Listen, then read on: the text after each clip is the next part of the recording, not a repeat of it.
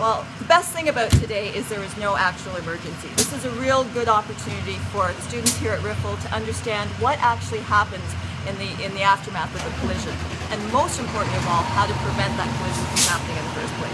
We're probably out maybe half a dozen times a year working with high school students, again trying to make them understand what happens at a collision, but most important of all, understand how to prevent the collision to begin with. The best way to talk about that is to demonstrate to the students what actually happens and to show them the aftermath, what can happen to them physically, what can happen to them emotionally, and what the consequences are, and how easy it is to prevent a collision from happening in the first place, and just how tough it is to deal with the aftermath. This is actually the first time the course is being run, so from my class perspective, seeing all the services work together, so Regina Police, Regina EMS, Regina Fire, is absolutely vital to the success of my course.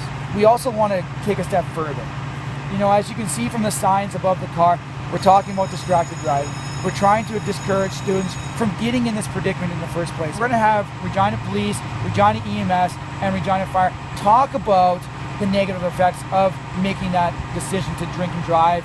So for example, police will talk about the legal effects of what happens to your license and so on, charges, that kind of stuff.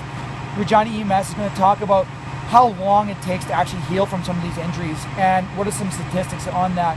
I'm hoping it'll make them think twice about getting into this situation in the first place. Yeah, it really opens your eyes and shows you that there actually stuff can go wrong, and you gotta make sure that you're watching at all times and not texting and driving and doing all those things.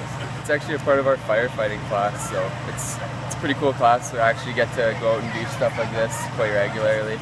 Get out of the class and not just doing schoolwork all day. This type of a venue, this type of a scenario allows us to talk about those consequences and what can happen in real life. Not what's, you know, theoretical, but what could actually happen if you're texting and driving, if you're distracted when you're driving, and how that's going to impact you for the rest of your life.